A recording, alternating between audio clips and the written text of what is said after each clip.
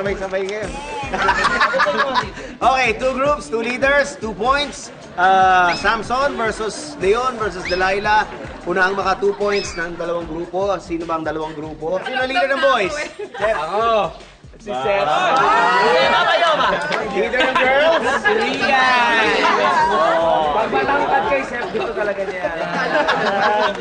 5 seconds para mag-isip ng panlaban. Starting now. 5, 4, 3, 2, and pwesto, pwesto, pwesto. Ready and basa, basa, here! Ano ba yan? Ano ba yan?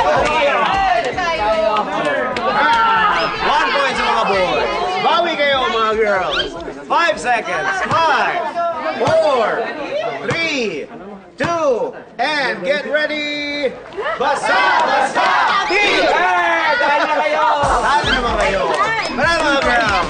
All 1 point na lang. May malalaglag na. Okay, 5 seconds. 5, 4, 3, 2, and basa, basa,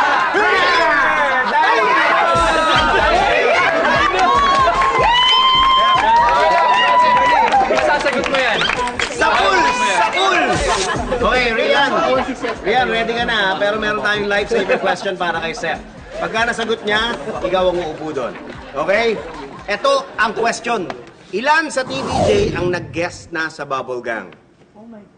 Pwedeng isa, pwedeng dalawa, pwedeng tatlo, o pwedeng wala. Ilan nag-guest sa Bubble Gang?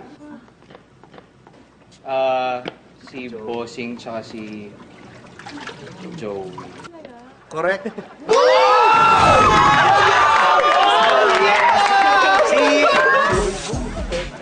Okay, ready na si Rian. Seth, ready ka na ba? Meron kang 3 attempts. Pag hindi mo tinamaan, papalit kayo. Ha? Okay. Okay.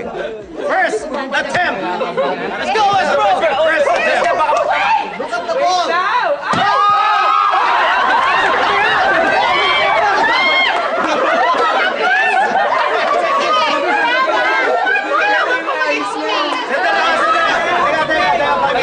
Pakinggan natin explanation ni Rian.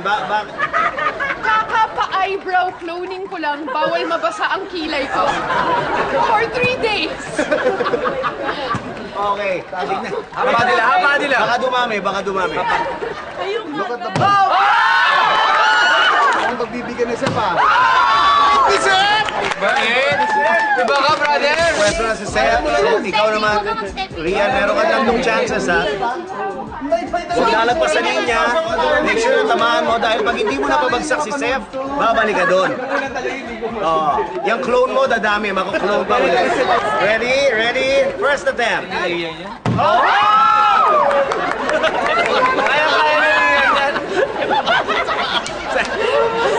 Second attempt.